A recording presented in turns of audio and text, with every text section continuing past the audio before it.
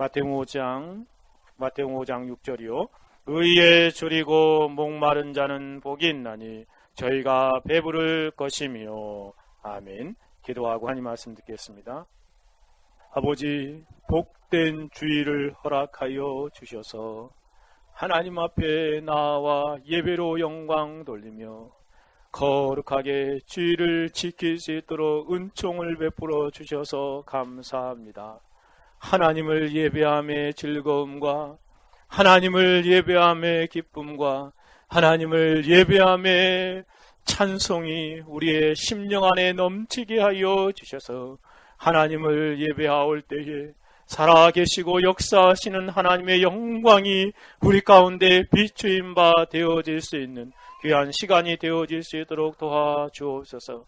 부족하고 언약한 종이 하나님 말씀을 전하올 때에 성령께서 이 말씀 안에 담겨있는 진리를 밝히 비추사 우리 가운데 드러내어 보여주심으로 우리의 영혼이 그 안에서 하나님 말씀을 경험하고 깨달으며 우리의 삶 가운데 풍성한 열매로 맺혀드리는 귀한 은혜의 시간이 되게 하옵소서. 성령께서 주관하심을 찬송하옵고 살아계시고 역사하시는 우리 주 예수 그리스도의 이름으로 기도 올려드리옵나이다. 아멘. 의를 사모하는 자 세 번째 시간입니다. 예수님께서는 팔복의 말씀을 통하여 복된 사람이 누구인가를 알려주시고 계십니다. 예수님께서는 영적인 변화를 경험한 영혼들이 복이 있다라고 말씀하시지요. 8가지를 들어서 우리 가운데 표현하시고 계십니다.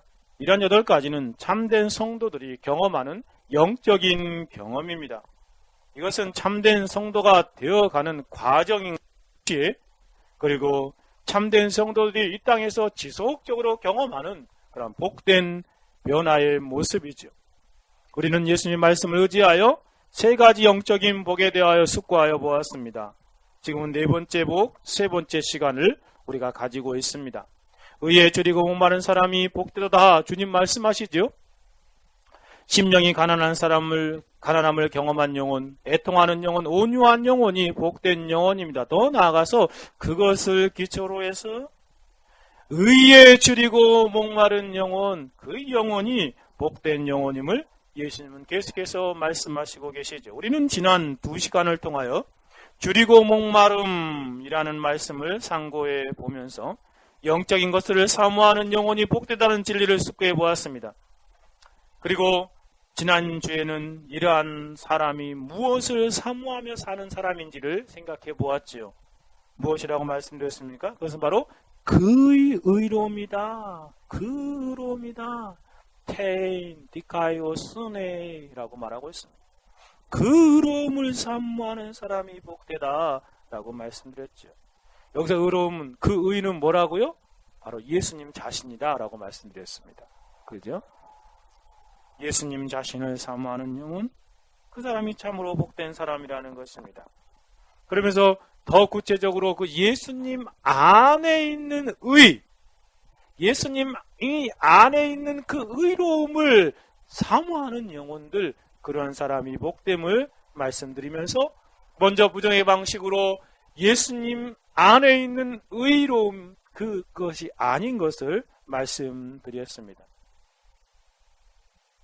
육적인 주림이나 목마름, 세상적인 부나 명성과 성경을 향한 목마름, 고상해 보이는 정신적인 목마름, 인간적이고 사회적이고 국가적인 의로움이나 영적인 은사나 현상을 향한 사모함을 말하는 것이 아님을 살펴보았지요. 지난 주간에 독립기념관에 아이들과 같이 갔다 왔는데 거기 가보니까 독립운동을 하기 위해서 수많은 아주 훌륭하고 본받을 만한 사람들이 거기에 다 있더라고요. 이름이. 해설하시는 분이 안중근에 대해서 열변을 토하여서 해설하는데 가슴이 뭉클하고 정말 저런 나라를 위해서 큰 의를 행한 사람이구나 라는 생각을 해보면서도 예수님께서는 그렇게 나라를 위해서 그렇게 놀라운 일을 한 사람, 그러한 의로운 사람을 말하는 것도 아님을 다시 한번 생각해 보았습니다. 물론 우리는 그분들에게 참 훌륭한 분이라고 우리가 높여야 하고 기려야 합니다. 그러나 예수님이 여기서 말하는 그 의는 그러한 의가 아님을 우리는 분명히 알아야 합니다. 한 걸음 더 나아가서 예수님께서 말씀하시는 복된 사모함의 대상인 의가 무엇인가를 긍정적인 측면에서 생각해 보았죠. 대전제는 뭐라고요? 바로 예수 그리스도를 말하는 것. 여러분이 이 발복에서 의라고 말하면 먼저 예수님을 떠올려야 합니다. 예수님을 향한 줄이고 목마름의 삶을 말하는 것이구나. 그래서 이 복되다고 주님은 말씀하시는 것이구나 라고 생각해야 합니다. 좁은 측면에서 구체적으로 말씀드리면 예수님 안에 있는 의로움을 향한 목마름과 줄임으로 사는 사람이 복되다는 것입니다. 예수님 안에 있는 의로움은 세 가지 측면에서 말씀드릴 수 있는데, 지난번에 첫 번째 측면 말씀드렸죠. 뭐라고요? 칭의적인 의로움이다 라고 말씀드렸습니다. 그리스도 안에 있는 법정적인 의로움, 그것이 우리 안에 믿음으로 전가되어서 우리 것이 되어지는 그러한 칭의적인 의로움을 사모하는 영혼, 그 영혼이 복되다 말씀하시는 것입니다. 왜냐하면 이러한 영혼이 그리스도 안에 있는 그 의를 소유함으로 하나님의 자녀가 되고 하나님의 백성으로 천국에 갈 수 있는 자격을 얻게 되는 것이기에 그 의로움을 사모하는 영혼은 얼마나 복된 영혼입니까? 참으로 복된 영혼입니다. 그러면 그리스도 안에 있는 또 다른 의로움을 생각해 봅시다. 두 번째, 그리스도 안에 있는 이 의로움, 우리가 사모해야 할 의로움은 성화적인 의로움입니다. 즉 성화적인 의로움을 향한 사모함으로 살아가는 영혼이 복되다라고 말씀하신 것이죠. 예수 그리스도 안에는 우리의 구원과 영생을 가능하게 하는 칭의적인 차원의 의로움이 있습니다. 뿐만 아니라 예수님 안에는 성화적인 차원의 의로움도 있습니다. 칭의를 사모하는 사람이 복된 영혼일 뿐만 아니라 예수님 안에 있는 성화적인 차원의 의로움을 발견하고 깨닫고 그것을 향한 사모함으로 사는 영혼들, 더욱 복된 영혼이라는 것입니다.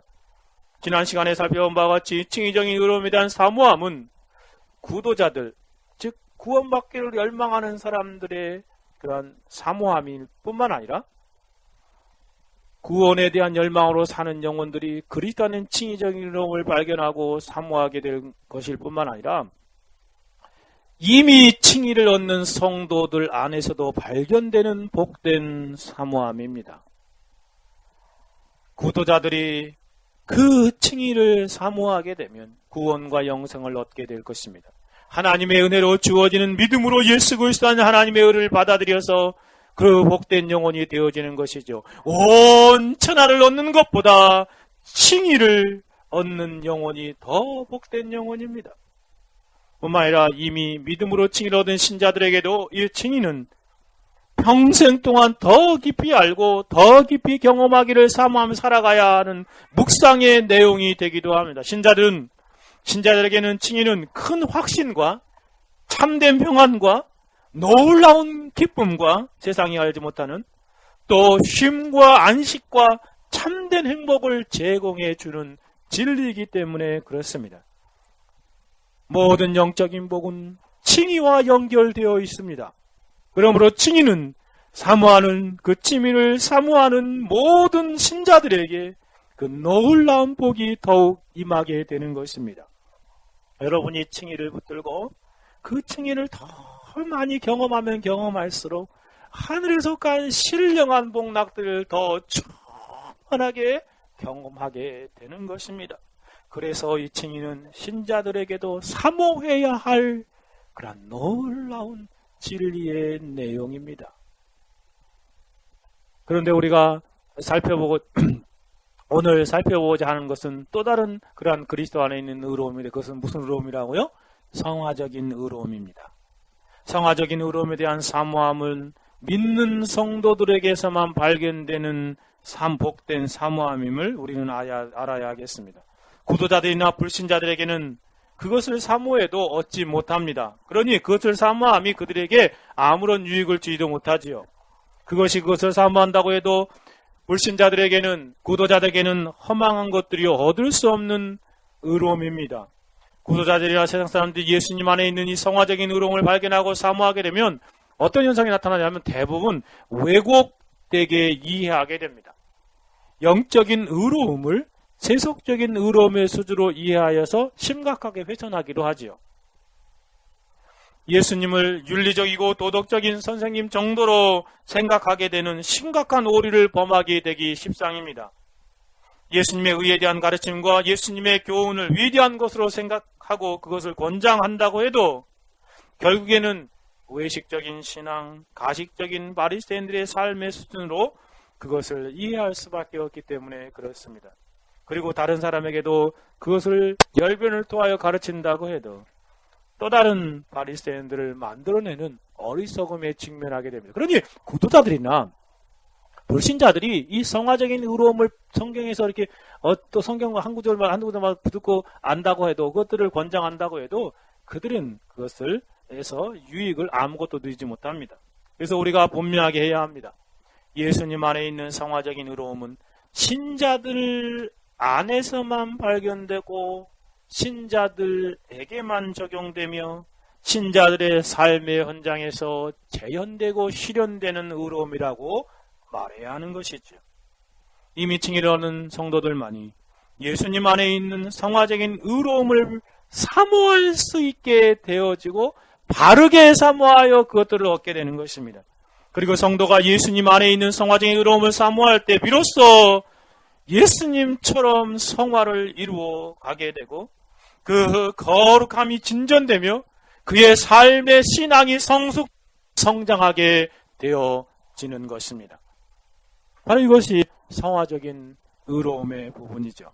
그러면 예수님 안에 있는 성화적인 의로움이 무엇인지를 먼저 살펴보고 다음으로 성화적인 의로움을 향한 신자들의 사모함의 정도를 생각해 봅시다. 더 나아가서 어떻게 예수님 안에 있는 성화적인 그 의로움을 사모함으로 얻을 수 있는지도 생각해 보고자 합니다. 그러면 예수님 안에 있는 성화적인 의로움이란 무엇을 말하는 것입니까? 여러분, 의로움은 제가 두 가지로 설명드렸죠. 뭐라고 그랬어요? 법정적인 의로움이고 또 전가된 의로움이다. 이해되셨죠? 법정적인 의로움이고 전가된 의로움이다. 예수님 안에 있는 그 절대적인 의로움, 그 공생애를 통해서 구속으로 만드신 절대적인 의로움을 전가시켜 주셔서 그 영혼을 의로운 영혼으로 칭해 주는 것이 칭의적인 의로움이었습니다. 그러면 성화적인 의로움이란 무엇입니까? 첫째는 성화적인 의로움은 예수님께서 만드신 의로움입니다. 예수님께서 공생애를 통하여 칭의를 만드셨음을 우리는 배웠습니다. 그런데 그 칭의를 만드실 때 동시에 만드신 것이 있는데 그것이 뭐예요? 성화적인 의로움이라는 것이지요. 어디서 그런 말을 해요? 마태복음 3장 15절에 보면 예수님께서 세례 요한에게 세례를 받으실 때 이렇게 말씀하십니다. 예수께서 대답하여 가라사대 이제 허락하라. 우리가 이와 같이 하여 모든 의를 이루는 것이 합당하니라 하신데 이에 요한이 허락한지라. 예수님께서 공생애를 시작하면서 세례를 받으시면서 하신 말씀이죠. 자신이 지금 공적인 삶을 시작하는데 어떤 새 인류의 대표로서 자신이 공적인 삶을 시작하시는데 그 공적인 삶을 통해서 이루고자 하는 무엇인지를 설명해 주고 있습니다. 그것은 뭡니까? 모든 의로움을 이루는 것이 합당하다라고 말씀하십니다. 예수님께서 단순히 칭의를 이루기 위해서 내가 지금 공생애를 시작한다라고 말하지 않지요. 어떤 의요? 모든 의로움을 이루기 위해서라고 말씀하십니다. 그러니 우리는 깊이 생각해 보아야 합니다. 모든 의. 예수님께서 공생애를 통하여 이루어신 의로움은 칭의적인 의로움, 즉 우리에게 나누어 주기 위해서, 즉 우리에게 이렇게 주어서 우리로 하여금 지옥 갈 영혼들이 하나님의 법정에서 의로움을 받고 천국 가게 되는 그 놀라운 의를 전해주기 위한 칭의적인 의로움의 측면에서 뿐만 아니라 그 의로움뿐만 아니라 성화적인 측면에서 의로움도 이루기 위해서 공생애를 사셨음을 말하고 있습니다. 모든 의 안에는 칭의뿐만 아니라 성화도 포함되어 있기 때문에 그렇습니다. 예수님의 공생애는 실제로 조금의 흠도 점도 없는 완전한 의로움의 생애였습니다. 율법을 100% 완전하게 준행하면서 율법의 요구를 만족시키셨습니다. 율법의 정신까지 온전하게 순종하셨습니다. 신적인 사랑, 아가페 사랑으로 율법을 완성하여 심표를 찍으셨습니다. 그래서 예수님의 공생애는 완전한 의로움이 실제적으로 만들어진 생애였습니다. 성부 하나님께서 인정하실 만한 조금의 흠도 티도 없는 완전한 절대적인 의로움을 예수님의 삶을 통해서 이루시고 성취하시고 만드신 것입니다. 그러므로 예수님께서 공생애를 통해서 만드신 의로움은 실제적인 의로움입니다. 즉 칭의를 가능하게 하는 완전한 성화적인 의로움이라는 것이죠. 첫 번째 말씀드린 게 뭐예요? 성화적인 의로움 누가 만드신 거라고요? 예수님이 만드신 거예요. 예수님 만들어 놓으신 것이 뭘 통해서? 자신의 공생애를 통해서요. 두 번째 성화적인 의로움은 칭의의 순간에 주어져서 거룩해지는 씨앗과 같은 의로움입니다. 여러분 씨앗 알죠? 씨앗. 씨앗을 땅에 심으면 거기서 싹이 나고 자라서 이렇게 열매 맺고 꽃이 피고 열매 걸잖아요. 그치? 마치 성화적인 의로움은요, 예수님이 만드신 성화적인 의로움은 칭의의 순간에 우리 마음에 주어져서 거룩으로 나아가게 하는 그 거룩의 씨앗과 같은 거예요. 예수님께서 공생애를 통하여 만드신 모든 의로움은 예수님 자신을 위한 의로움이 아니라 의가 없는 인생들을 위한 의로움입니다. 여러분 한번 생각해 보십시오. 예수님께서 공생애를 통하여 완전한 의로움을 만드실 필요가 어디에 있겠습니까? 어디에 있겠었습니까? 그럴 필요가 어디에 있겠었어요? 필요가 없죠, 예수님에게는. 사실 예수님은 조금의 죄도 없으신 분이시고 유일하게 무죄한 분이십니다. 이미 완전하게 의로운 분이시라는 말이에요. 그러니 예수님이 공생애를 그러면서 만드시고자 한 의로움은 그 예수님 자신에게는 필요하지 않는 의로움이었습니다. 그런데 예수님께서는 왜 그러한 의로움을 공생애를 통해서 만드신 것입니까? 그것은 바로 우리에게 나누어 주시기 위한 것이었습니다. 실제로 예수님께서는 이신칭의 방식으로 성도에게 나누어 주셨지요. 그래서 예수님의 구속을 믿는 영혼들에게 칭의를 주신 것입니다. 수요일날 말씀드린 것처럼 누가 3장 23절 24절 말씀 것처럼 모든 사람이 죄를 범하였으면 하나님의 영광에 이르지 못하더니 그리스도 예수 안에 있는 구속으로 말미암아 하나님의 은혜로 값없이 의롭다 하심을 얻은 자 되었느니라. 예수님께서 구속의 방식으로 몇 가지 설명드렸죠? 성육신, 두 번째 뭐였어요? 십자가, 세 번째 뭐였어요? 부활. 하나 빠졌네. 두 번째 뭐였죠? 첫 번째 성육신, 두 번째 공생애, 세 번째 십자가, 네 번째 부활. 그 구속의 방식으로 예수님께서 우리 가운데 그 의로움을 전가시켜 주신 것이었어요. 무엇으로?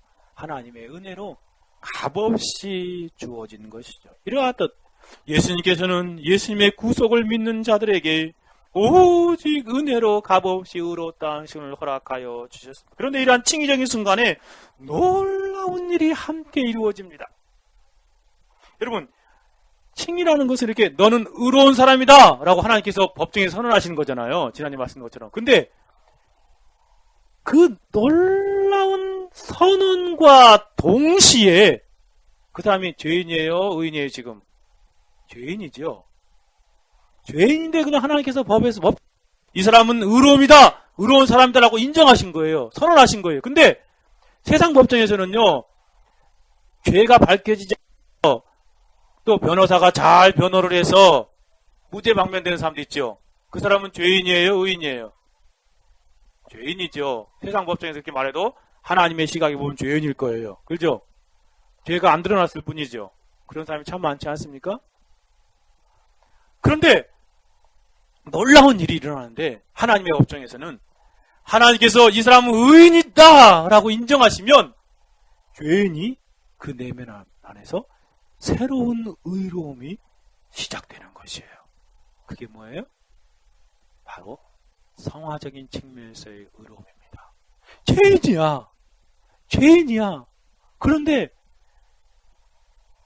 하나님께서 이 사람은 예수 그리스도의 절대적인 의로움을 믿음으로 말미암아 의인이다 라고 인정하시는 그 순간에 그 내면 안에 의로움이 생겨지는 거예요.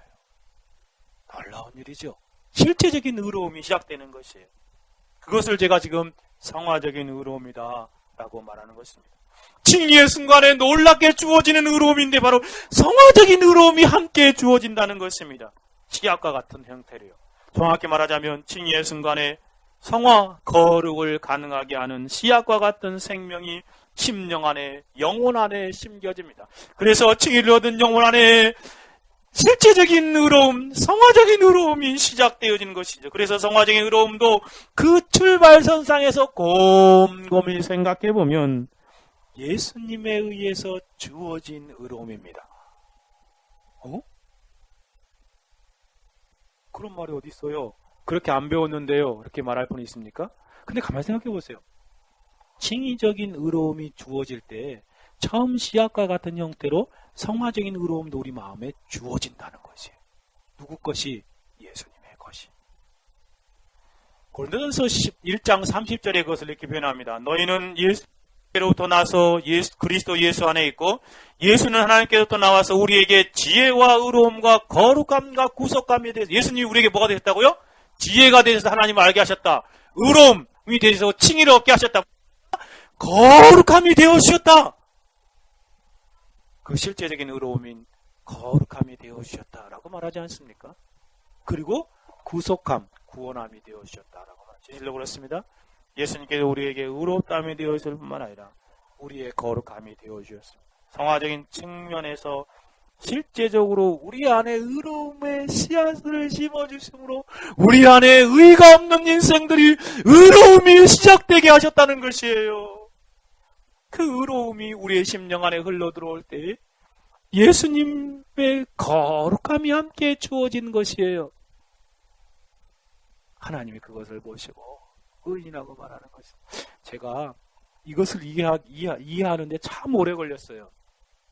그래서 한 10년 전에는 조혁기 목사님한테 직접 메일도 보냈어요. 이게 뭐냐고. 그러더니 그분이 되게 자기가 쓴 책을 읽어보라고 그렇게 권면을 해주더라고요. 또 칼빈의 그런 기독교왕을 읽으면서 이 부분을 해석할 이 부분을 알아보려고 참 많이 고민했습니다. 대체 예수 그리스도께서 우리에게 그 성화적인 측면에서 의로움의 어떠한 부분인가 고민을 많이 했는데 시간이 지나면서 하나님이 조금씩 깨닫게 하시더라고요. 이 성화적인 측면에서 의로움 그리스도의 것이었는데 그것이 칭의의 순간에 우리 마음 안에 심겨졌다는 거죠. 예수님의 완전한 의로움이 우리의 실제적인 의로움의 시작이요 근거가 되어주셔서 우리의 성화가 놀랍게 우리 안에서 시작되어진 것입니다. 이것은 엄청난 일입니다. 고린도서 6장 11절에서 그래서 이렇게까지 말해요. 사도 바울은 너희 중에 이와 같은 자들이 있더니 주 예수 그리스도의 이름과 우리 하나님의 성령 안에서 씻음과 거룩함과 의롭다 하심을 얻은 자 되었느니라. 여기 보십시오. 성령 안에서 씻음과 그 다음에 뭐라고 말해요? 거룩함과 그 다음에 의로움이다라고 말합니다. 이상하지 않습니까? 원래 성령 안에서 씻음과 그 다음에 거룩함이 아니라 의롭다함과 거룩함 이렇게 순서 논리적 순서 이렇게 나와야 돼요. 근데 사도 바울은 그 논리적인 순서를 바꿔놔버렸어. 거룩함을 먼저 말했어요. 그리고 의로움을 말하고 있습니다. 참 놀랍지 않습니까? 하나도 안 놀랐. 하도 고민을 많이 했어요. 이 부분에서. 사도 바울은 거룩함을 의로움 앞에 놓고 설명하고 있습니다. 바로 그리스도께서 우리에게 성화적인 측면의 의로운 거룩함이 되어주신 부분을 설명하시기 위해서 그것을 동일한 선상에서 교차로 사용하시는 거예요. 사도가 기록하고 있는 순서를 유념하여 보면 놀랍지 않습니까? 성령 안에서 씻음과 거룩함과 의롭다함을 얻은 자 되었냐. 거룩함을 의롭다함 앞에 기록하고 있습니다. 성화를 칭의 앞에 두고 있죠. 다들은 칭의의 순간에 성화가 함께 시작되기에 이렇게 기록하고 있는 것입니다. 엄밀하게 말하자면 예수 그리스도께서 공생애를 통하여 만드신 완전한 의로움은 칭의는 물론이고 성화적인 차원의 의로움을 우리에게 전가시켜 주신 것입니다. 그 순간에 의롭다함을 함께 받게 된 것이죠. 그래서 스펄전 같은 이는 이렇게 설명합니다. 의로움과 거룩함은 늘 함께 붙어 다니는 것이다. 뭐라고요? 함께 붙어 다니는 것이에요. 뗄래야 뗄 수 없는 것이에요. 동전의 양면과 같은 것이에요. 한쪽에는 의로움, 한쪽에는 거룩함이 함께 붙어 있는 것입니다. 그런가 하면 청교도 토마스 와스는 이렇게 설명합니다. 칭의를 위한 피가 있습니다. 십자가의 그리스도의 보혈이죠. 우리를 의롭다 하는 그런 칭의를 위한 피입니다. 그리고 성화를 위한 불이 있습니다.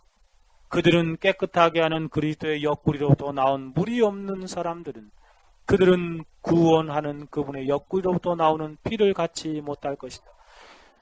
예수님이 죽으심을 알고 군병이 가서 예수님의 옆구리부터 창으로 쭉 찌르지요. 그래가지고 여기 창이 여기서부터 탁 바뀌어가지고 심장까지 찔려가지고 심장이 팍 터지면서 그 안에 있는 물과 피가 함께 쏟아지지 않습니까? 이 왓슨은 그 칭의를 위한 피와 우리의 성화를 위한 물이 함께 있는 것이다 라고 말하고 있어요. 누구로부터 나온 거예요? 그리스도로부터 흘러나온 것입니다. 물이 없는 사람은 칭의가 없는 사람, 즉 성화가 없는 사람은, 거룩한 삶, 실제적인 의로움의 삶이 없는 사람은 칭의도 없는 것이다 라고 말합니다. 칭의가 주어지는 순간에 성화적인 의로움이 함께 주어지므로 그 순간에 거룩이 시작되는 것입니다. 그리스도께서 거룩함이 되어주시므로 우리 안에 시작된 성화적인 측면의 의로움, 거룩함입니다. 첫 번째는 뭐였어요? 예수님이 만드신 것이다 라고 말씀드렸죠. 두 번째는 뭐였어요? 칭의의 순간에서 씨앗과 같은 형태로 우리 안에 주어지는 그런 성화적인 측면의 의로움이다 라고 말씀드립니다. 세 번째로 한 가지 더 말씀드리면 성화적인 차원의 의로움은 평생을 걸쳐서 그리스도를 닮아감으로 성품이 실제로 의롭게 되는 것입니다. 아까 그 성화적인 측면에서 칭의적인 의로움이 주어질 때 성화적인 의로움이 함께 주었다는 거죠. 네. 그 칭의 안에 예수님의 의로움이 함께 온 것입니다. 그래서 실제적인 의로움이 시작됐죠. 시작됐다는 말은 뭐예요? 그 다음에 어떻게 된다는 거예요? 그것이 계속 자라간다는 거예요. 씨앗이 심겼으면 싹이 나고 줄기가 올라오고 잎이 나며 꽃이 피고 열매가 맺듯이 그렇게 자라가기 시작하는. 그래서 성화적인 측면의 의로움을 생각할 때 우리는 평생을 걸쳐서 그리스도를 닮아감으로 성품이 실제로 의롭게 되는 모습을 빼놓지 말아야 합니다. 정의적인 순간에 주어지는 성화적인 측면의 의로움은 중요한 특징이 있는데 그것은 점진적으로 점점 자라간다는 것입니다. 더 정확히 말씀드리면 실제적으로 처음에는 씨앗과 같은 형태였는데 그것이 그 사람의 영혼의 온 영혼을 변화시키기 시작합니다. 그러니까 실제적으로 의로움이 나타나기 시작합니다. 말하는 것도 생각하는 것도 그의 모든 삶이 실제적인 의로움의 모습이 실현되고 나타나는 것이죠. 즉 그리스도 안에서 주어진 의로움으로 칭의를 얻게 되었는데 여전히 내면에 부표적인 잔져 있는 상태인데 이제 삶을 살아가면서 실제적으로 의로움이 이루어져 간다는 것입니다. 존 나일이 말한 바와 같이 나는 성결이 단번에 성숙하고 완전하게 되어진다고 말하지 않습니다. 이거 누가 말한 거였어요? 웨슬리가 말한 바였죠. 단번에 되어지는 거 아니에요. 그렇지 않다면 내가 지금까지 다루어온 은혜들은 당신이 어떠한 사람을 거룩하게 할 수 있기 전에 활짝 핀 꽃처럼 원기왕성한 것으로 발견되어질 것이 틀림없습니다. 그러나 아닙니다. 결코 그렇지 않습니다. 성화는 항상 점진적인 일입니다. 한 번에 되지 않아요. 한 번에 확 진전되지도 않아요. 매일매일 조금씩 자라간다는 것이. 어떠한 사람에게는 은혜의 잎사귀만 날 때 다른 사람들은 혹 이삭이 팰 때 주어지며 또 다른 사람은 이삭이 뵐 때 이미 충실한 나라이 생긴 것처럼 은혜를 받기도 합니다. 모든 것이 다 시작이 있기 마련입니다. 우리는 결코 그래서 작은 것들의 나를 경멸해서는 안 됩니다. 가장 최선의 상태에서도 성화는 불완전한 일을 뿐입니다. 그렇습니다. 우리가 매일매일 만나는 일들, 매일매일 하는 일상, 그것이 그렇게 중요하다는 것이에요. 말 한마디, 생각 하나, 우리가 행동하는 모든 삶의 영역에서 이 성화가 진전되어 가는 것입니다. 청교도들은 왜 위대합니까? 그들은 삶의 구체적인 영역에서도 그들의 삶이 실제적으로 이 의로움이 이루은 삶을 살아가기 때문에 그래요. 진실로 그렇습니다. 성화는 이미 칭의를 얻은 사람들 안에서 실제적으로 의로움이 이루어지는 과정으로 시작된 것이고 날마다 조금씩 점진적으로 진행되어 가는 것입니다. 토마스 왓슨도 그것은 지속적인 사건이며 점진적인 사건이다 라고 말합니다. 이러한 상하적인 측면의 의로움이 우리 안에 점진적으로 이루어지는데 그것은 두 가지 측면에서 진행됩니다. 토마스 피세트가 그렇게 설명합니다. 성화의 요소는 두 부분인데 하나는 죽임입니다. 죽임, mortification의 교리, mortification. 또 하나는 살림입니다. vivification, vivification, V-I-V-I-F-I-C-A-T-I-O-N, vivification. mortify라는 것은 죽인다는 뜻이죠. M-O-R-T-I-F-I-C-A-T-I-O-N, mortification과 바로 vivification, 살림이다 라고 말합니다. 즉 우리는 점차적으로 성화를 이루어가는 가운데 죄를 죽이는 것입니다. 우리 안에 있는 죄를 약화시키는 것입니다. 날마다 죽이는 우리의 그러한 심령 안에 있는 것, 우리의 삶에 있는 악습들, 그런 것들을 날마다 죽이면서 제거하고 잘라버리면서 성화가 진전되어 가는 것입니다. 또한 의를 향한 살아가는 것이다, 살림이다 라고 말합니다. 그래서 의로움이 실제적으로 그의 삶 가운데 하나하나 나타나지는 것입니다. 그것이 바로 성화적인 측면에서의 의로움입니다. 그러합니다. 우리는 날마다 죄에 대하여 죽고 의에 대하여 살아가므로 성화적인 측면의 의로움이 우리의 삶에 실제로 나타나는 것입니다. 그래서 사도는 이렇게 말하죠. 로마서 6장 12절 13절 말씀에 그러므로 너희는 죄로 너희 몸에 왕노릇하지 못하게 하여 몸의 사욕을 순종치 말고 몸의 욕심, 그런 예전에 그 죄 가운데 살았던 몸의 그런 사사로운 욕심에 그렇게 그것을 순종하여서 그것들이 여러분의 영혼을 사용하도록, 여러분의 지체를 사용하도록 하지 말라는 것입니다. 순종하지 말고. 또한 너희 지체를 불의의 병기로, 즉 의롭지 않는 도구로 사용되어서 죄에게 드리지 말라. 예전에는 말 한마디도 막 쌍시옷 같은 것들이 나오고 생각해도 막 하는 그런 것들이 나오고 그랬던 영혼, 그 불의의 병기로 자신의 지체를 드리는 거죠. 죄에게 드려서 죄에게 사용하게 하는 것입니다. 근데 그렇게 하지 말라. 오직 너희 자신을 죽은 자 가운데서 다시 산 자와 같이 하나님께 드리며 너희 지체를 의의 병기로, 의로움의 도구로 하나님께 드리라. 의로움의 도구로. 그래서 우리의 정말 온 지체적인 모든 이 의로운 도구로 사용되어야 하는 것입니다. 시선 하나까지도, 말 한마디까지도, 우리의 몸짓과 행동 하나까지도 의로움의 도구로 사용되면서 실제적인 의로움이 나타나는 것입니다. 우리의 내면에 보이지 않는 그러한 모든 요소들도 의로움의 도구로 사용되도록 하나님께 드리는 것입니다.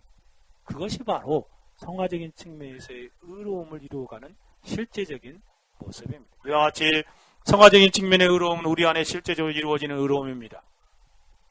칭의 안에서 의로움을 얻은 신자들은 삶 속에서 날마다 실제적인 의로움의 열매를 주렁주렁 맺으면서 평생을 살아가지요. 칭의적인 측면의 의로움이 예수님께서 만드신 하나님의 의였습니다. 그 의로움을 믿음으로 전가받아 의롭다고 칭해지는 영혼들은 이제 삶 속에서 실제적인 의로워지는 삶을 나타나는 것이지요. 죽을 때까지 점진적으로 매일매일 조금씩 의로움을 이루어가는 것입니다. 이것이 의로움의 측면에서 성도들의 평생의 삶의 모습입니다. 그래서 신자는 그리스도 안에 있는 성화적인 의로움을 사모하는 삶을 살아가는 것입니다. 그런 사람이 복되도다. 의에 줄이고 목마른 사람이요 라고 주님께서 극찬하시는 것입니다. 그럼 두 번째로 나아가 봅시다. 성화적인 의로움을 향한 신자들의 사모함의 정도를 한번 생각해 봅시다. 예수님께서는 의를 사모하는 사람이 복되다고 선언하십니다. 모든 성도들은 성화적인 측면에서 의로움을 향한 사모함과 열망으로 살아가는 사람들이라고 말씀하시는 것이죠. 칭의를 얻은 신자는 날마다 성화적인 의로움을 이루기 위한 간절한 사모함으로 살아갑니다. 그러면 이러한 그 의를 위한 성도의 사모함은 어느 정도여야 합니까? 성경의 여러 곳에서 성도들이 어느 정도의 사모함으로 살아야 하는가를 말하고 있는데 몇 구절만 생각해 봅시다. 레위기 11장 44절입니다. 같이 한번 읽어볼까요? 레위기 11장 44절 45절 같이 한번 읽어봅시다. 거기 보면 우리의 의로움의 수준이 어느 정도여야 하는지를 잘 표현해주고 있습니다. 같이 읽어봅시다. 시작. 나는 여호와 너희 하나님이라. 내가 거룩하니 너희도 몸을 구별하여 거룩하게 하고 땅에 기는 바 기어다니는 것으로 인하여 스스로 더럽히지 말라. 나는 너희의 하나님이 되려고 너희를 애굽 땅에서 인도해낸 여호와라. 내가 거룩하니 너희도 거룩할지어다. 뭐라고요? 내가 거룩하니 너희도 거룩할지어다. 이처럼 구약에서 하나님 백성들의 거룩의 기준이요 표준이 무엇인지를 설명하고 있습니다. 하나님이 있습니다. 성도는 하나님의 거룩하심을 알고 하나님처럼 거룩해지는 삶을 살아갑니다. 하나님을 닮아서 거룩한 삶을 살아가는 것. 이것이 바로 우리가 사모해야 할 의로움의 정도입니다. 그런데 신약에서는 더욱더 구체적으로 표준과 기준을 제시해 주셨죠. 성도가 어느 정도로 의롭게 되고 거룩하게 되어야 되는지 구체적인 예를 보여주셨습니다. 그게 누구죠? 바로 우리 주 예수 그리스도였습니다. 예수 그리스도의 공생의 가운데 살아갔던 그 삶, 이 바로 우리의 삶의 표준입니다. 베드로 사도는 그 구약을 인용하면서 이렇게 말하면 기록하였을 때 내가 거룩하니 너희도 거룩할지어다 하셨느니라 라고 말합니다. 에베소 4장 13절에서는 우리가 다 하나님의 아들을 믿는 것과 아는 일에 하나가 되어 온전한 사람을 이루어 그리스도의 장성한 분량이 충만한 데까지 이르리니 그리스도의 공통에서 보여주신 그 성인의 모습, 완전한 모습, 그 의로움의 극치, 의로움의 표준, 그것이 우리가 도달해야 할 의로움의 수준이요 정도라는 것입니다. 베드로서 1장 4절에서는 신의 성품에 참여하는 것이다 라고 말합니다. 요한일서 3장에서는 하나님께서 이렇게 말씀하십니다. 보라, 요한일서 3장 1절 3절에 보면 보라, 아버지께서 어떠한 사랑을 우리에게 주사 하나님의 자녀라 일컬음을 얻게 하셨는 거예요. 칭의적인 측면에 주신 거죠. 하나님께서 칭의를 주시면서 너희는 하나님의 자녀다 라고 놀라운 사랑을 베풀어 주셨다는 것입니다. 어떠한 사랑으로 주사 우리에게 주사 하나님의 자녀라 일컬음을 얻게 하셨는가 생각해 보라는 것이죠. 놀라운 사랑입니다. 우리가 그러하다. 그러므로 세상이 우리를 알지 못하면 그를 알지 못하며 우리가 하나님의 자녀이고 하나님의 놀라운 사랑을 받아서 놀라운 특권을 가진 사람들이 세상을 알지 못한다는 것이에요. 이제를 이렇게 말합니다. 사랑하는 자들아 우리가 지금은 하나님의 자녀라. 그렇죠? 칭의적인 측면에서. 그런데 이렇게 말합니다. 장래에 어떻게 될 것은 아직 나타나지 아니하였으나 장래는 또 놀라운 상태가 된다는 것이에요. 그가 나타난 시임이 되면 우리가 그와 같은 줄을 아는 것은 그에 계신 그대로 볼 것이며 누가 같아진다고요? 예수 그리스도와 같아진다는 것입니다. 그리스도의 장성한 분량의 충만한 수준에 이르게 되고 그를 닮은 사람이 되어진다는 것. 그게 어떤 모습일까요? 오늘 살펴본 주제를 보면 성화적인 측면의 의로움의 위치에 이르게 되는 모습이에요. 누구처럼? 예수님처럼. 주를 향할 이 소망을 가진 자들은 그의 깨끗함같이 그렇죠? 생애를 통해서 보여주셨잖아요. 예수님 얼마나 깨끗한 삶을 사는지 보여주셨잖아요. 그의 깨끗하신 같이 자기를 깨끗하게 하느니라. 날마다 자신의 삶을 깨끗하게 합니다. 의로워지는 거죠. 자신의 생각을, 마음을 날마다 깨끗하게 하는 삶을 살아가. 진실로 그렇습니다. 성도의 의로움의 기준은 예수 그리스도이십니다. 예수님의 의로움을 소유함으로 칭의를 얻은 신자들은 공생애를 사시면서 보여주신 예수님처럼 의롭고 거룩한 삶을 살기로 열망하며 살아갑니다. 예수님의 정도에까지 자라가야 하는 것이죠. 그러니 한번 생각해 보세요. 내가 거룩을 이뤘다고 생각해 봐요. 저 다음보다 더 거룩한 삶을 살아가겠다고 생각해 보십시오. 그래도 아직도 갈 길이 먼 거예요. 나의 기준과 표준은 바로 예수님이기 때문에. 성화적인 측면의 의로움의 표준이요 기준이요 보는 오직 예수 그리스도이십니다. 심령에 하나님의 의를 소유하고 실제적인 삶에서는 예수님의 의로움을 이루어가는 것을 사모하며 살아가는 것이죠. 그러므로 성경에서 내가 거룩하니 너희도 거룩하라 라는 말씀을 우리가 늘 기억하면서 예수님처럼 의로움의 수준에 이르기 위해서 몸부림치며 살아가야 하는 것입니다. 선줄로 생각할 수 없습니다. 된 줄로 생각하며 안심할 수도 없는 일입니다. 우리는 날마다 예수님을 향하여 예수님 닮아가는 삶을 힘써야 하는 것이죠. 그 정도까지 자라가야 합니다. 두 번째, 어느 정도까지 신자의 사모함을 나타내야 합니까? 두 번째는 성도는 항상 자기를 의롭고 거룩하고 깨끗하게 하는 삶에 힘써야 합니다. 실제적인 측면에서요. 디모데후서 2장 21절에 이렇게 말하죠. 그러므로 누구든지 이런 것에서 자기를 깨끗하게 하면 귀히 쓰는 그릇이 되어 거룩하고 주인의 쓰임에 합당하며 모든 선한 예비함이 되니라.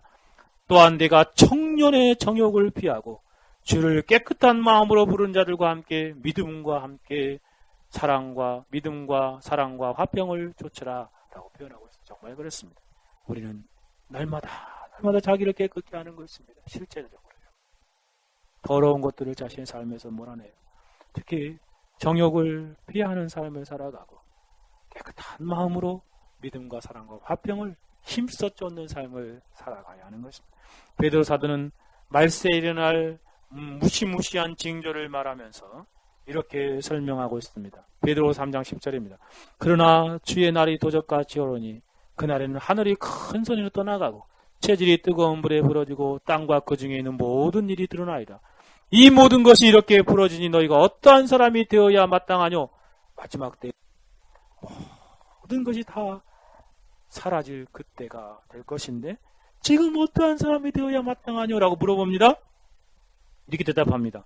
거룩한 행실과 경건함으로 하나님의 나라, 하나님의 날이 임하기를 바라고 간절히 사모하라. 뭘 사모하라는 것이에요? 거룩함을 사모하십시오.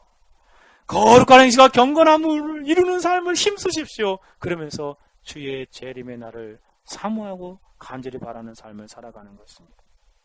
바로 그것이 신자의 땅에서의 삶의 모습이어야 하는 것이죠. 그러므로 사랑하는 자들아, 너희가 이것을 바라보나니 주 앞에서 점도 없고 흠도 없이 평강 가운데 나타나기를 힘쓰라. 점도 없고 흠도 없는 의롭고 거룩한 삶을 힘쓰는 삶을 실제적으로 살아가는 것입니다.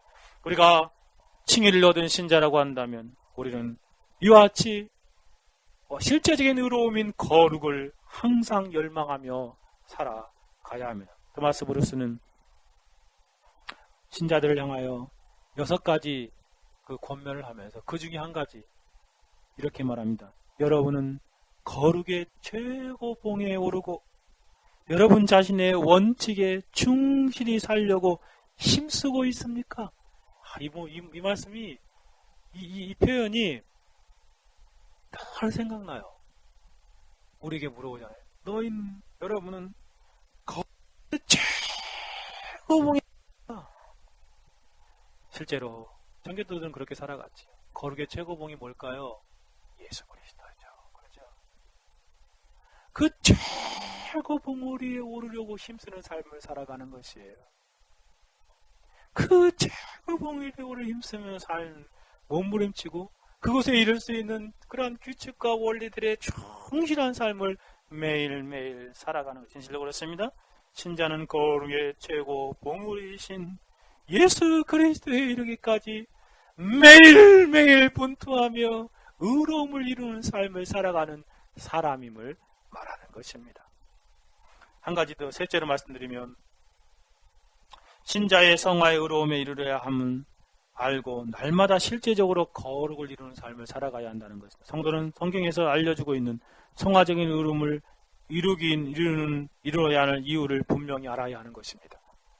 그 이유를 분명히 알고 매일의 삶의 현장에서 성화적인 의로움의 열매를 맺으면서 살아가야 하는 것이 우리가 왜 정말 제거봉원이신 그리스도의 그 거룩함과 의로움을 이루기 위해서 몸부림치는 삶을 살아야 하는 것입니까? 여러분은 그 이유를 알고 그렇게 살아가고 있습니까? 그 성화적인 의로움을 사모하며 그것을 실제적으로 이루기 자기를 깨끗게 하는 삶을 살아야 하는 이유가 어디에 있는 것입니까? 그것을 잘 알고 힘쓰는 삶을 살아야 하겠습니다. 존 나일은 신자가 성화적인 의로움인 거룩한 삶을 살아야 하는 8가지 이유를 성경에 근거하여 이렇게 설명. 제가 한국만 읽어드리려고 합니다. 거룩은 성경의 명령이기 때문에 그렇습니다. 그렇습니다. 거룩하라 라고 성경이 말하지 않습니까? 하나님의 명령이기 때문에 우리는 날마다 실제적인 의로움을 이루기 위해서 몸부림쳐요. 성경에 많은 그런 계명의 형식의 명령의 말씀이 있지만 거룩하라는 말씀이 가장 지배적인 그런 말씀입니다. 거룩하라. 내 위에 전체가 거쳐져 있지 않습니까? 두 번째로는 거룩은 예수님의 삶 중에서 한 가지 장엄한 목표와 목적이었기 때문에 예수님의 삶의 목적이 뭐였다고요? 거룩이었다. 그러니 예수님을 믿고 따르는 신자들의 삶의 목적이 무엇이어야 됩니까? 바로 거룩입니다. 셋째는 우리가 그리스도 안에 구원의 믿음을 가지고 있다는 증거이기 때문에 그렇습니다.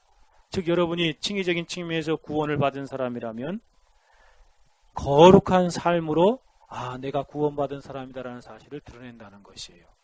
왜요? 칭의가 주어질 때 거기 거룩함이 함께 있었습니다.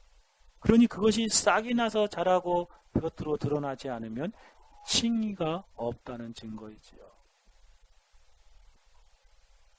그러니 구원을 받았다는 그런 증거이기 때문에 거룩은 나타나야 합니다. 넷째는 거룩은 우리 주 예수 그리스도를 사랑하는 유일한 증거이기 때문에 그래서 여러분이 정말 예수 그리스도를 사랑한다면 거룩한 삶으로 증거해야 하는 것입니다. 다섯째는 거룩은 하나님의 진실한 자녀라는 확실한 증거입니다. 유일하고도 확실한 증거라고까지 말합니다. 거룩을 나타내지 않으면 하나님의 자녀가 아니라 왜요? 하나님이 거룩하신데 하나님의 자녀들이 거룩하지 않을 수 있습니까? 그렇죠? 하나님께로부터 나온.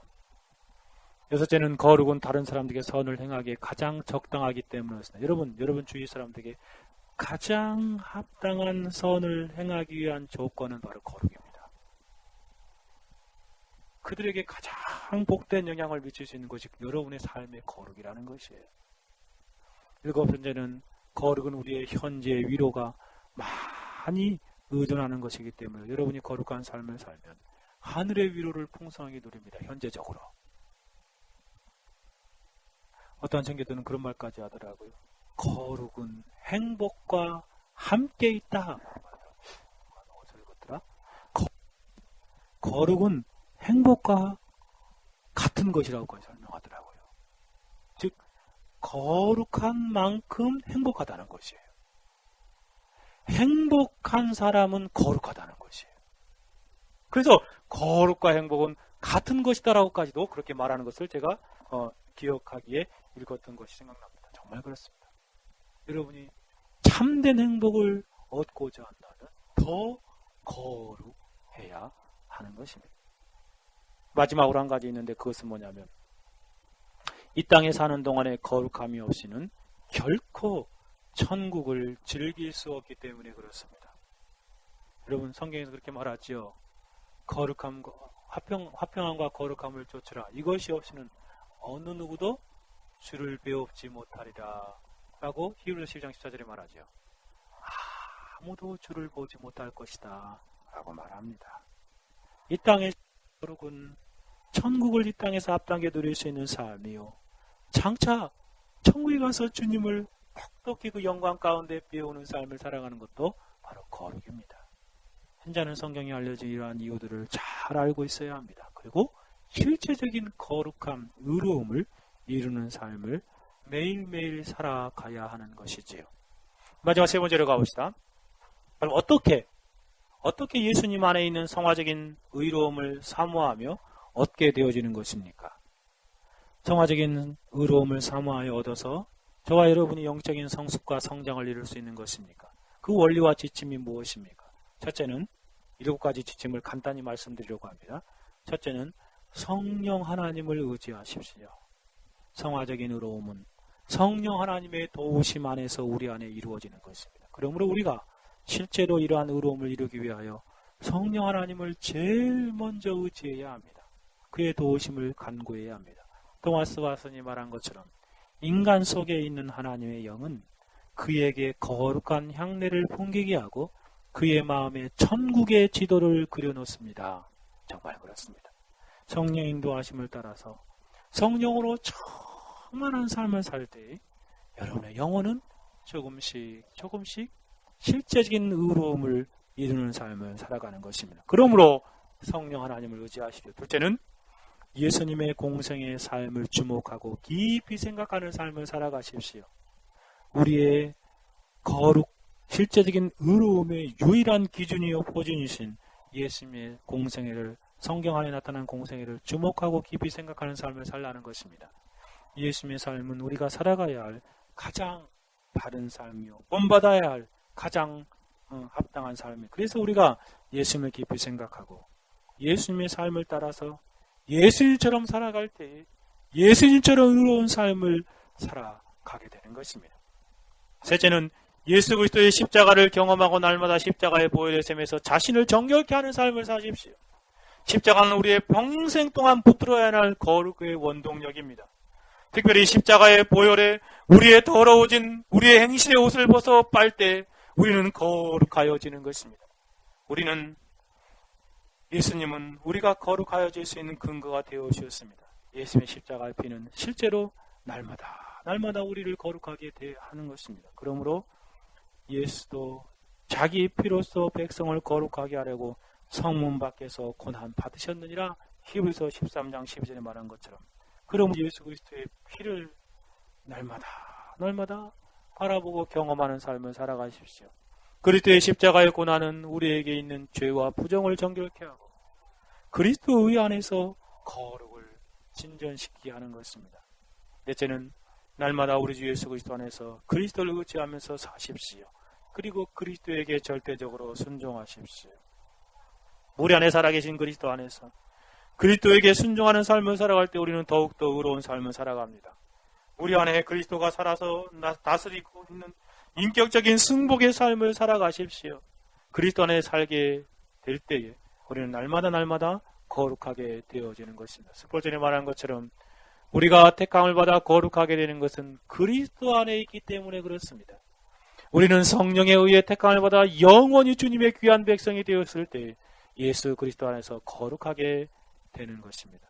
그러면 날마다 그리스도 안에서 그리스도를 의지하고 순종하는 삶을 살아가십시오. 이것이 큰 4가지 원리입니다.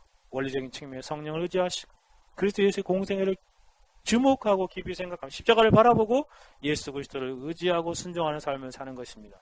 구체적인 실제적인 은혜의 방편을 몇 가지 말씀드리면, 5번째는 말씀을 따라 삼가며 자신의 삶을 정결케 하는 삶을 살아가십시오. 청년이 무엇으로 그 행실을 깨끗게 하리까? 주의 말씀을 따라 삼갈 것이다 라고 답하고 있습니다. 이는 곧 물로 씻어 말씀으로 깨끗하게 하사 거룩하게 하시라고 말합니다. 우리가 말씀을 읽고 매일 가까이 하면서 그 말씀의 원리를 삶에 적용하며 살아가는 것입니다. 맥케니의 기표를 읽을 때마다 그 말씀 안에 우리를 비추어 보고 우리의 삶을 되돌아보면서 날마다 행실을 깨끗게 하는 삶을 살아가는 것이죠. 그러므로 하나님 말씀을 날마다 읽고 배우고 익혀서 그것으로 깨끗게 하는 삶을 사는 것. 6번째는 기도 안에서 날마다 그리스도와 친밀한 교제를 누리십시오. 디모데 4장 5절에 이렇게 말씀합니다. 하나님의 말씀과 기도로 거룩하여짐이라. 뭘로 거룩해진다고요? 하나님의 말씀과 기도로 거룩하여지니라. 하나님이여 내 속에 정한 마음을 창조하시고 내 안에 정직한 영을 새롭게 하셔서 하나님께 날마다 그렇게 기도하며 하나님의 친밀한 교제를 누릴 때에 저와 여러분이 실제적으로 거룩하게 되어지는 것입니다. 특별히 거룩을 위한 실제적인 의로움을 위하여 부단히 기도할 때 저와 여러분은 거룩해집니다. 헨리 스콜이 말한 바와 같이 심적인 기도, 하나님을 알고 자신을 알고 뜨거운 열망으로 하는 기도를 심적인 기도라고 했습니다. 그 심적인 기도는 다른 모든 기도보다 효과적으로 영혼을 청결케 하고 거룩하고 경건한 성품을 이끕니다. 마지막으로 날마다 죄를 발견하고 죽이는 삶을 사십시오. 자신의 정과 욕심을 십자가에 못 박는 삶을 살아가십시오. 그때 여러분이 참으로 거룩하여질 것입니다. 원리적인 측면에서 성령과 예수 그리스도로 말미암아 거룩해 주십시오. 실제적인 측면에서 말씀과 기도와 죄 죽임의 삶을 통하여 거룩해지는 삶을 살아가십시오. 말씀을 맺고자 하는 사랑하는 여러분, 우리는 의를 향한 사모함으로 살아가고 있습니까? 칭의적인 측면에서 의를 사모하셔서 놀라운 구원을 얻으셨습니까? 뿐만 아니라 오늘 배운 말씀에서 알 수 있듯이 그리스도 안에 있는 성화적인 측면의 의로움을 사모하며 살아가십시오. 성령을 의지하여 그리스도의 공생애와 십자가를 바라보며 그리스도를 의지하며 살아가십시오.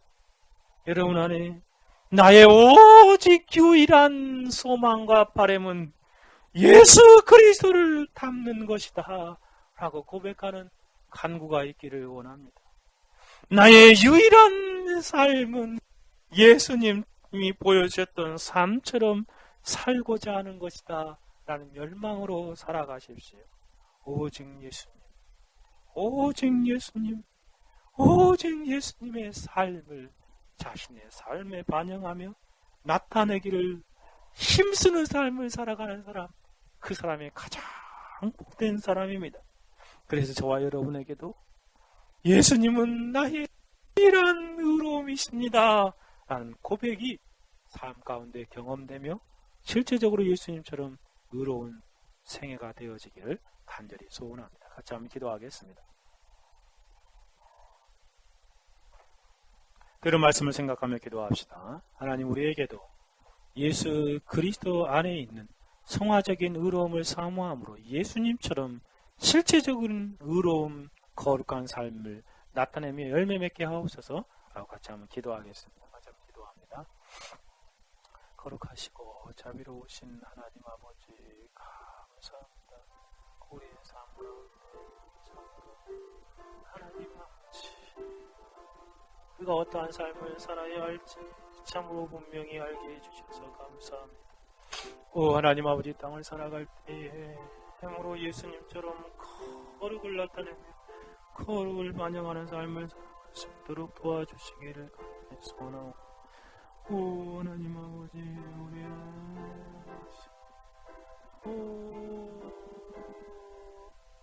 하나님 아버지 도와주셔서 참으로 그리스도 안에 있는 성화적인 의로움을 우리의 삶에 실현하며 사모하며 그 삶을 살아 거룩의 능력을 나타내며 실제적인 의로움으로 우리의 삶이 하나님 나타날 수 있도록 도와주십시오. 우리의 모든 삶이 하나님 앞에서 그렇게 거룩해주시고 주여 도와주시기를 간절히 소원하노라. 하나님 아버지의 모습을 볼 때에 성화적인 측면에서 의로움이 얼마나 연약하고 나약하고 하나님 아버지 거의 없는 것처럼 살아가는지 아버지여 불쌍히 여겨주시오. 하나님 아버지 도와주시오.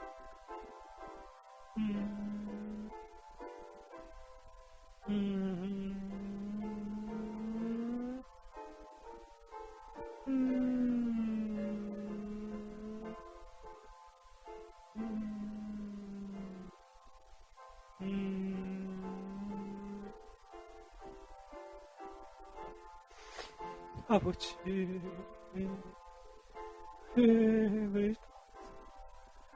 우리가 성화적인 의로움을 사모하며 열망하며 소망하며 그렇게 땅을 살아갈 수 있는 영혼들이 되어주옵소서. 주님 도와주옵소서. 감사합니다. 오 하나님 아버지 도와주시고 역사하여 주시고 그렇게 하나님 우리가 실제적으로 거룩을 이루어서 하나님 없는 모습 되어질 수 있도록 하나님 도와주시길 소원하고 하나님 아버지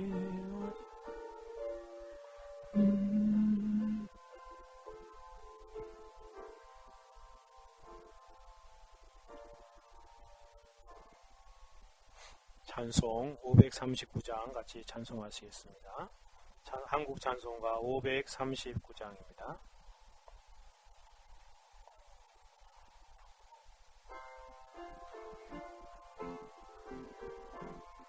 이 몸의 소망 무엔가 우리 주 예수뿐일세 우리 주 예수밖에는 믿으리 아주 없도다 굳건한 반석이 세니 그 위에 내가 서리라